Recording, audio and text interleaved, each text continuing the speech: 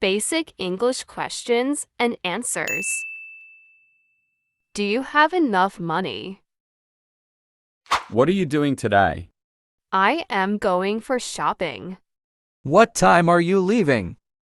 I am going to leave around 4 o'clock. Will you buy a sandwich for me at the store? For sure.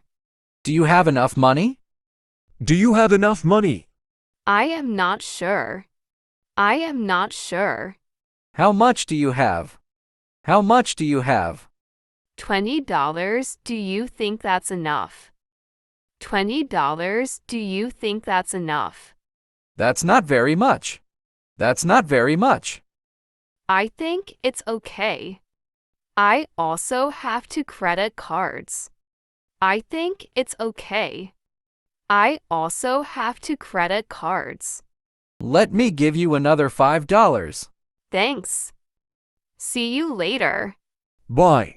Hope you enjoyed the lesson. If you wish to get a high score, follow us for more.